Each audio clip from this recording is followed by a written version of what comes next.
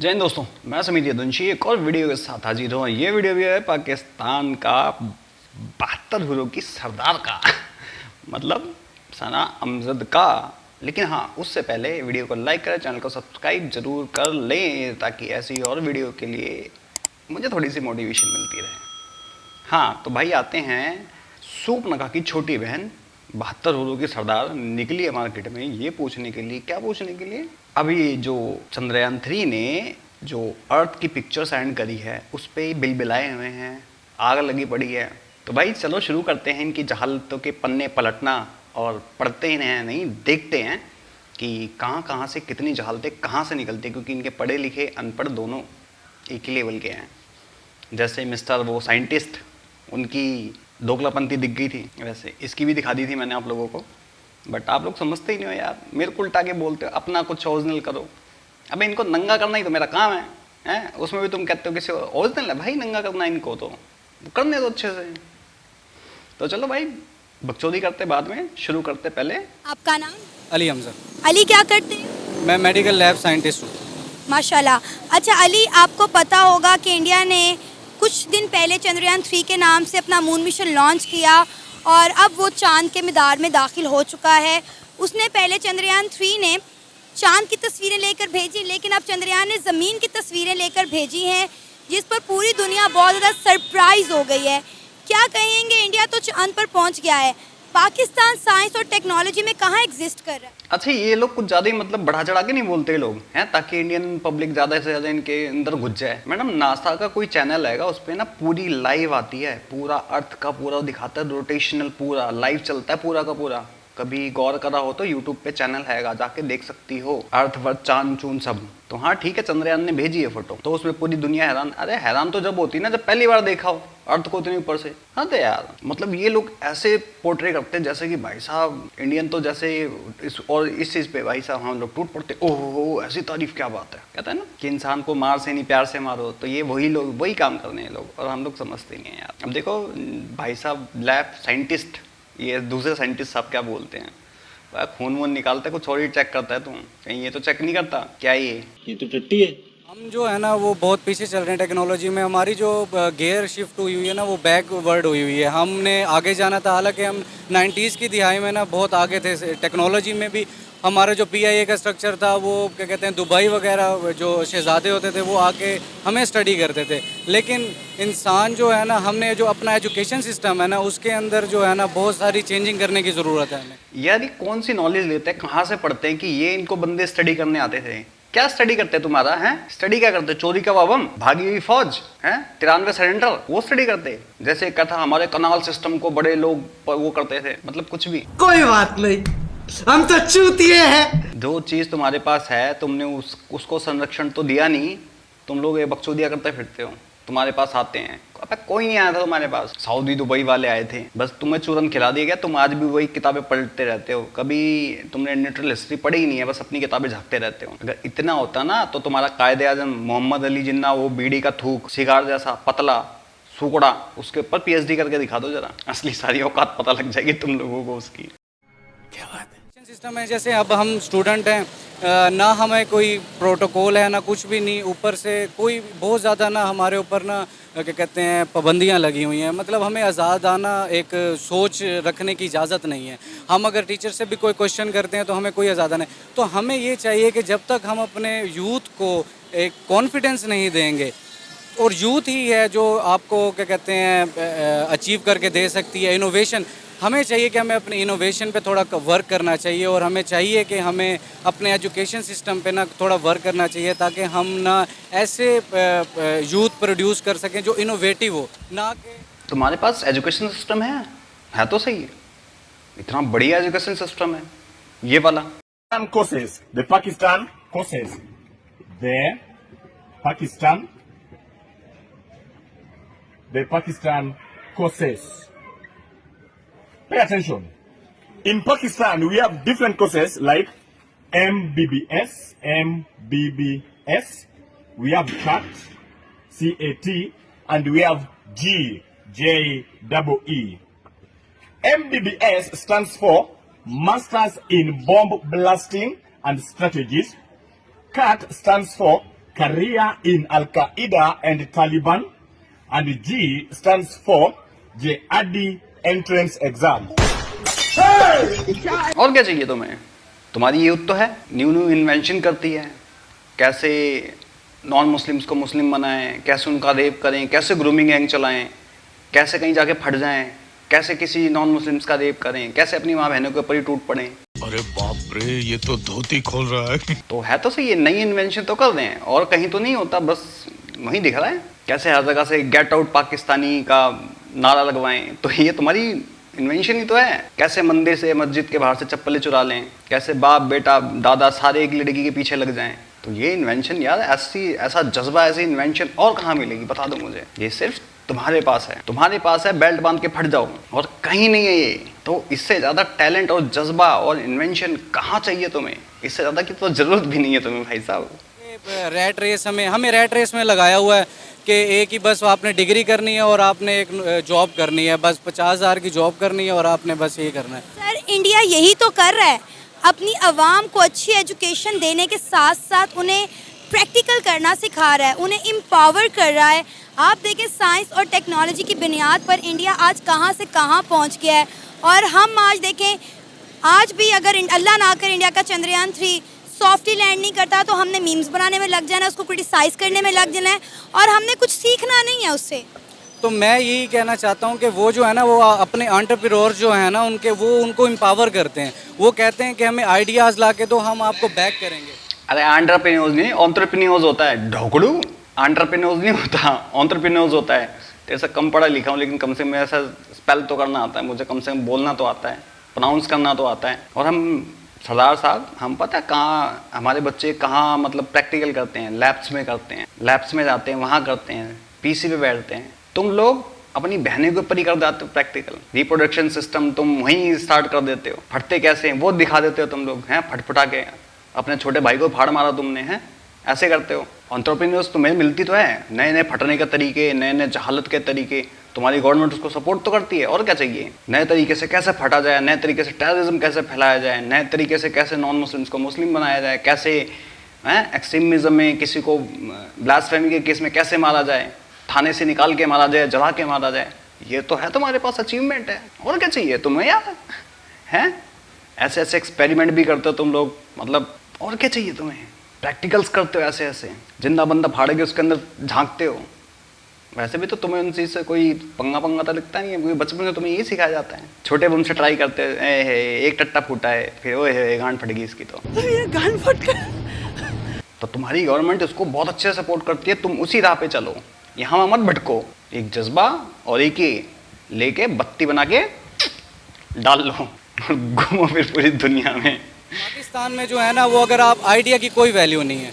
आपकी अगर वैल्यू है, आप क्या कहते हैं, बस हाँ में हाँ मिलाते रहेंगे। जो आपके हमारे ना जो बड़े बड़ी पोस्ट हैं ना, उन पे क्या कहते हैं, ओल्ड एज लोग बैठे हुए हैं, जिनकी जो आइडियाज़ की सलाहियत है ना, वो बहुत कम है। तो यूथ ही होती है जिसके पास आइडियाज़ होते हैं, और उन्हीं को एम्पावर करने की ज़रूरत है। अगर हम यूथ को एम्पावर कर दे तो मेरे ख्याल से हम अपने एजुकेशन को, लेकिन हमारी यूथ जो है ना, वो बहुत डिस्ट्रैक्शन है, उसके अंदर बहुत डिस्ट्रैक्टेड है। अच्छा क्यों तुम्हारी मतलब आइडिया को भाई पुराने बंदे समझते हैं? तू जा जिहाद कर, देख तेरे ऊपर कितने हाथ आते हैं, तेरे को पैसा भी मिलेगा भर भर के। जा फट जा कहीं, देख बोल मैं फटने जा रहा हूँ। तेरे आइडिया को नया आइडिया बना, फटने का तरीका नया बता, देख तेरे को कैसे सपोर्ट मिलता है। गवर्नमेंट तेरे को अलग करेगी, आर्मी तुझे अलग करेगी, तेरे वहाँ के चाऊ माऊ जो भी हैंगे वो तेरे को अलग करेंगे, और यही सलाम जब तेरी जय हो बोलेगी। फटने को जा तू, फट, सपोर्ट पूरी मिलेगी तेरे को। कौन कहता है? अबे उसके बाद फटने के बाद 72 हुरे भी तो मिलेंगी, उसके सरदार ये दिलाएगी तेरे को। तो हमें ना क्या है कि कोई पावर नहीं है हमारे पास ना। सर अब देखें, इंडिया तीसरी दफ़ा चंद्रयान 3 मिशन उन्होंने लॉन्च किया है, और पाकिस्तान आज तक अपनी सैटेलाइट भी जो है इंडिपेंडेंटली नहीं भेज सका। हम हर चीज़ के लिए चाइना की तरफ देखते हैं। वो यही होता है कि हमारे पास ना एजुकेशन नहीं है। क्या बात करती है यार, इंडिपेंडेंटली तुमने कुछ नहीं भेजा है, ये उड़ाया तुमने।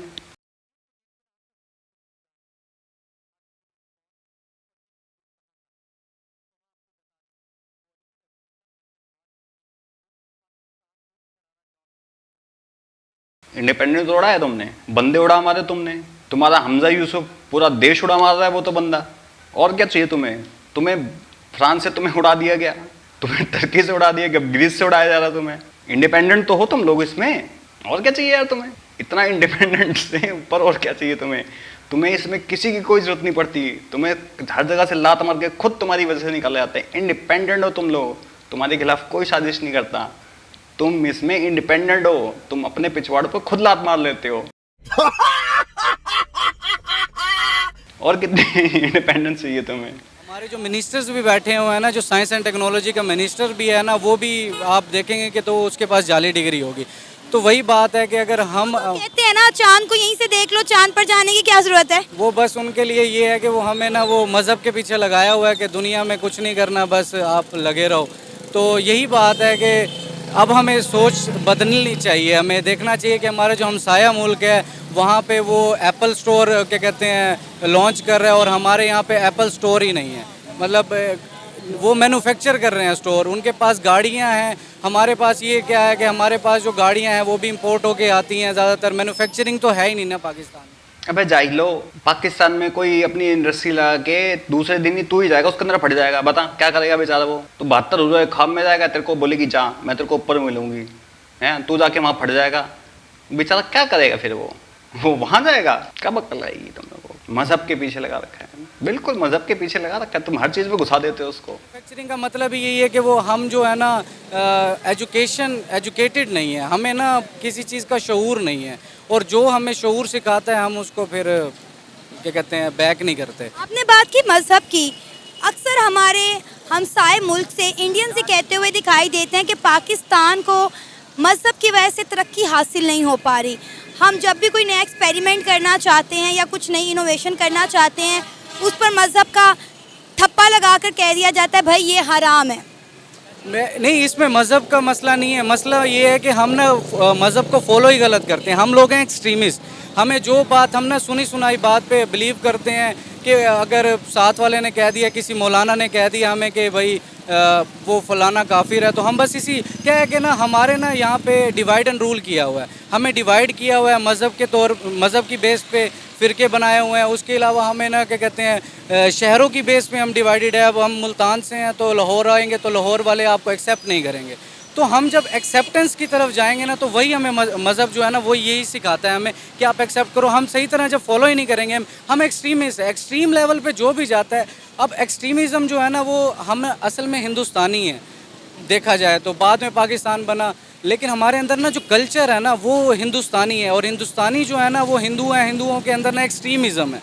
तो हमने भी वही अडाप्ट की हुई है, एक्सट्रीमिज़म अडाप्ट की हुई। जब तक हम इस पर काम नहीं करेंगे ना, अपने आप को जितना प्रॉपर आप ग्रूम करें, हमें ग्रूमिंग की ज़रूरत है सिर्फ। तो हमने काबिलियत हिंदुओं के अंदर से एक्सट्रीम, अबे कितने हिंदू जाके फटते हैं बता दे जाहिल। सही बात है। कितने हिंदू फटते हैं, कितने हिंदुओं ने रेप करे हैं, कितने हिंदुओं ने अपनी माँ बहन बेटियां बेच दी हैं, कितने हिंदू जाके यहाँ फटते हैं, कितने हिंदू जाके ट्रक गैंग चलाते हैं, कितने हिंदू ग्रूमिंग गैंग चलाते हैं, कितने हिंदुओं को गेट आउट बोला जाता है। अबे तुम अपने आप को मुगलों की औलाद मानते हो तो एक्सट्रीमिज्म तो वहीं से आएगा तुम्हारे अंदर, कहाँ से आएगा। और हिंदुओं के अंदर क्यों नहीं है ये चीज़, तुम लोगों के अंदर ये एक्सट्रीमिज्म। अभी ये कह रहा था धर्म और ये ले आए उसमें, इसे कहते हैं जहालत। तो ये तुम लोगों के अंदर कूट कूट के भरी हुई है, और जिसके तू कह रहा है ना जिस भीड़ का हिस्सा, तू उसी भीड़ का हिस्सा है, तू भी उसी भीड़ का हिस्सा है। तेरे को अगर मौका मिले ना एक्सट्रीमिज्म फैलाने का, तो बेटा तू भी उस भीड़ में कूद जाएगा, तू भी उसी भीड़ का हिस्सा है, तू भी उसी जहालत का हिस्सा है, तू भी उसी गंदी नस्ल का हिस्सा है,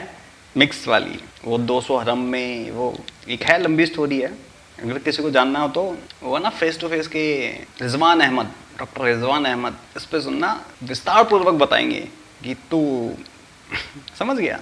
क्यों नहीं अडॉप्ट की, फिर हमने दुश्मन मुल्क से कुछ सीखा क्यों नहीं आज तक। काबिलियत हम में है, लेकिन हमें ना क्या कहते हैं थिंकिंग लेवल जो है ना, हमें सोचना पसंद नहीं है। तो वो जो है ना कि आप फॉर एग्जांपल हम किसी को ना थिंक तो करने थे, जज कर लेते हैं, तो जज करने से पहले कुछ सोचना चाहिए। हमारे अंदर ना थिंकिंग पावर नहीं है, थिंकिंग पावर जो है ना वो हमारी बहुत डाउनग्रेडेड है। और अगर हम अगर हमने किसी के फॉर एग्जांपल हमें एक मौलाना कोई भी हदीस सुनाता है तो हम उसकी मान लेते हैं, हम उसके बारे में सोचते ही नहीं हैं। तो यही तो एक्सट्रीमिज़म है हमारे अंदर, हमें एक्सट्रीमिज़म बहुत है, हम एक्सट्रीमिस्ट हैं बहुत ज़्यादा। अबे सोचते क्यों नहीं हो, सोचते हो ना। कोई अगर जिसने किसी ने कुछ ने बोला तो हाँ भाई अब इस पे ब्लास्फेमी का केस कैसे लगाना है, इसको कैसे फटके मारना है, कितने नॉन मुस्लिम्स को मारना है, या उसकी बेटी कैसे किडनैप करनी है, या कैसे ड्रग्स पहुंचानी है, ग्रूमिंग है कैसे चलानी है, सोच तो है तुम्हारे पास यार, किसने बोला नहीं है? इतना तो सोचते हो तुम लोग, तभी तो आज इस मुकाम पे बैठे हो।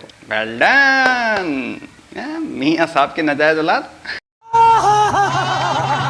हमें इस पे वर्क करना चाहिए कि हमें जो इस्लाम है ना वो इंसाफ सिखाता है, लेकिन यहाँ इंसाफ नहीं है, यहाँ पे एक्सट्रीमिज़म है। आप जिसकी लाठी उसकी बैत, द माइट इज़ राइट।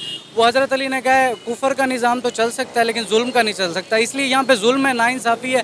कोई भी हर कोई इनफरादी सोचता है कि मैं बन जाऊँ, बाकी दूसरे की मुझे टेंशन नहीं है। तो जब तक आप कलेक्टिवली एक माशरे के तौर पे सामने नहीं आएंगे तो कुछ नहीं है। अब इंडिया की जैसे आपने बात की ना, वो इन चीज़ों पे ना बेशक उनके जितने भी मसले मसाइल हों, लेकिन वो इन चीज़ों पे ना कलेक्टिवली सोच रखते हैं कि उन्होंने सुपर पावर बनना है। अब वो सोच रहे हैं सुपर पावर बनने का और हम सोच रहे हैं कि बस किसी तरह रोटी कपड़ा और मकान। रोटी कपड़ा मकान। वो क्या है ना कि हम भूखी कौम है। आपका नाम? मोहसिन संधू मेरा। मोहसिन क्या करते हैं? मैं मेडिकल स्टूडेंट फाइनल ईयर का। अच्छा, मुझे ये बताएं कि इंडिया के चंद्रयान 3 के हवाले से आपकी क्या राय है? इंडिया की 3rd अटैम्प्ट है, इंडिया चांद पर पहुंच चुका है, चांद के मैदान में दाखिल हो चुका है चंद्रयान 3। पहले उसने चांद की तस्वीरें लेकर भेजी, अब उसने ज़मीन की तस्वीरें लेकर भेजी, जिसने पूरी दुनिया को हैरान और परेशान कर दिया है। क्या कहेंगे इंडिया साइंस और टेक्नोलॉजी में आज कहाँ खड़ा है? देखिए, सबसे पहले तो अप्रिशिएट करना बनता है उनको कि देखिए उनकी 3rd अटैम्प्ट है। पहले 2 की वो मतलब इतनी नहीं सक्सेसफुल नहीं हो सकी, लेकिन 3rd माशाल्लाह से गए हैं। ये इनकी अक्ल है और ये सामने वाली की भी अक्ल है, जो ये अपने आप को सहाफ़ी बोलती है दोगलापंथी वाली, सो कॉल्ड सरदार। फर्स्ट अटैम्प्ट में बेटा पानी हमने ही ढूंढा था, बात समझ में आ गई।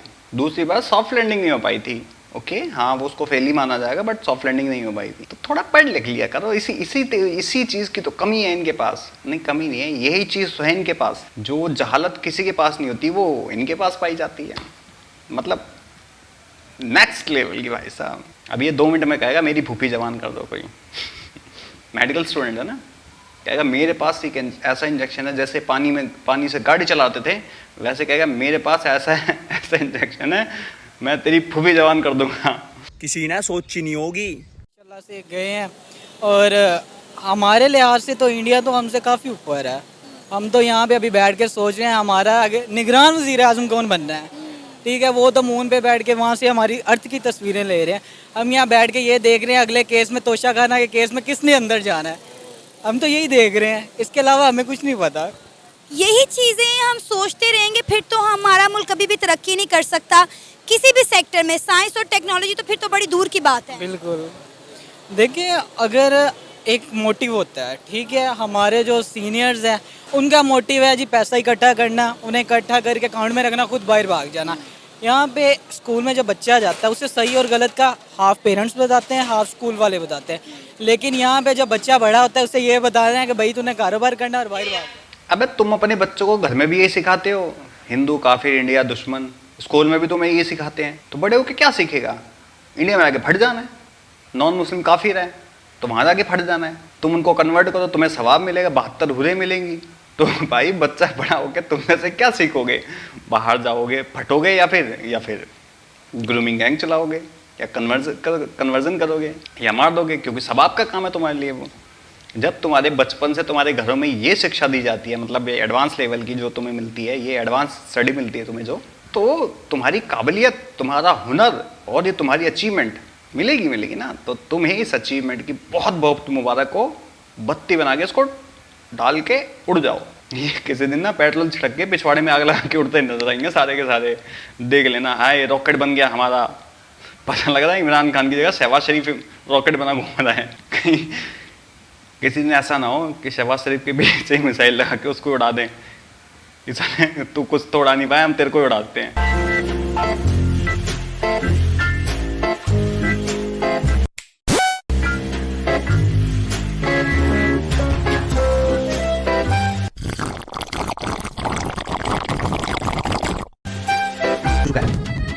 हालात है, जिस तरह के हालात को देखें तो फिर तो हम लोग कभी तरक्की नहीं कर सकते। आपको लगता है कि अगले आने वाले कुछ सालों में शायद हम साइंस और टेक्नोलॉजी में कुछ कर सकें? मैं भी अगर कोई अल्लाह का नेक बंदा आ जाए, जैसे हमारे पिछले साइंटिस्ट गुजरे हैं, तो हम लोग भी कुछ ना कुछ कर सकते हैं। उम्मीद पे दुनिया कायम है, बाकी तो यही कहते बिल्कुल। अभी तक जो तुम्हारे पिछले वाले गुजरे ना, वो भी चोरी चकारी के उठा के लेके आए थे जाहिलो। तो तुमने उनसे सीखा भी क्या है? चोरी चकारी।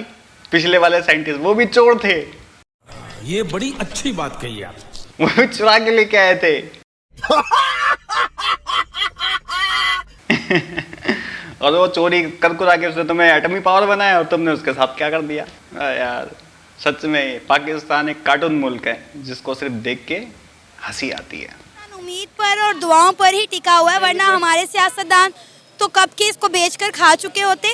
इंडिया की तरक्की का राज क्या है, क्या वजह है कि वो आज इतना बड़ा मुल्क बन गया है, इतनी बड़ी आबादी, इतनी बड़ी इकॉनमी को लेकर वो चल रहा है, दिन दुगनी रात चुगनी तरक्की कर रहा है। हर मुल्क के इंडिया के साथ बड़े अच्छे टर्म्स हैं, हर कंट्री के साथ वो ट्रेड कर रहा है। उसकी फॉरेन पॉलिसीज़ आप देखें, इंडिया की कामयाबी का राज क्या है? देखिए वहाँ पे वो टैलेंट को प्रमोट करते हैं, एजुकेशन को प्रमोट करते हैं। यहाँ पे क्या है, सरकारी स्कूलों का हाल आप देख लें।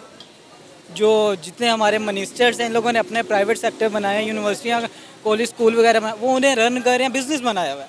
बेसिकली ये इनका बिजनेस सेटअप है। अगर यही एजुकेशन सेटअप वो बना के चलें तो काश हम लोग भी अभी कहाँ से कहाँ पहुँचे होते हैं। आपको लगता है पाकिस्तान कभी ना कभी इंडिया की तरह कोई मून मिशन करने में कामयाब हो पाएगा? देखें वो कहते हैं ना कि हर दिन एक नया दिन चढ़ता है, तो इसी तरह हमारे भी नए ख्वाब है कि अल्लाह करे अगला सेकंड में कोई चेंजिंग्स आए हमारे मुल्क के लिए, हमारे लिए, हमारा फ्यूचर भी कोई ठीक हो, हमारे बच्चों का, आने वाली नस्लों का ठीक हो। लेकिन देखो उम्मीद में दुनिया का है, मैं यही कह। तो भाई वीडियो हो गई ख़त्म। और तुम्हें मिलती तो है यार इतनी, मदरसों में तुम्हें शिक्षा मिलती है, हैं? तुम्हारे मिनिस्टर्स तुम्हें और तुम्हारे मिलिट्री वाले तुम्हें ग्रूम करते हैं, आतंकवादी कैसे बनना है, बंदूक कैसे चलानी है, जाके फटना कैसे, घुसपैठ कैसे करनी है। तो तुम्हें तो यही सिखाया जाता है, तो और क्या चाहिए तुम्हें? इतनी ग्रूमिंग तुम्हारी होती तो है, बाहर जाके ग्रूमिंग गैंग चलाते हो, इतनी ग्रूमिंग होती है, बाहर जाके ड्रग्स बेचते हो, इतनी ग्रूमिंग होती है, बाहर जाके छोटी छोटी बच्चियों को रेप करते हो। कहाँ से मिलता है तुम्हें ये ज्ञान, ये इतना एक्स्ट्रा, इतना ये वाला? तो ये ज्ञान तुम्हें मिलता है, तुम्हें एंटरप्रेन्योरशिप भी मिलती है बहुत अच्छी वाली, तुम करते हो ना बढ़िया, जाके किसी टेररिस्ट ग्रुप में शामिल हो जाते हो, तुम्हें फटने का तरीके बताए जाते हो, तुम नए नए तरीक़ों से फटते हो, फिर नए नए तरीक़ों से टेररिज्म फैलाते हो। किसी कंट्री में जाते हो तो कहीं उसका रेप कर देते हो, किसी लड़की की फ़ोटो खींचते हो, वीडियो बनाते हो, फिर तुम्हें तुम्हारे पिछवाड़ों पे लात मार के भगाया जाता है। तो तुम्हारे अंदर सबसे बड़ा टैलेंट तो यही है कि तुम अपने पिछवाड़ों पे खुद लात मार लेते हो, और सबसे बड़ा टैलेंट ये है पेट्रोल छिड़क के तुम खुद अपने पिछवाड़ों में आग लगा के रॉकेट बन जाते हो। तो बाकी भाई आप लोगों का क्या कहना है इस वीडियो के बारे में कमेंट सेक्शन में ज़रूर बताएं। और मैं ज़मीर उद्दीन चलता हूँ, मिलता हूँ आप सबको किसी और वीडियो में, तब तक के लिए जय हिंद, जय भारत एंड जय श्री कृष्णा।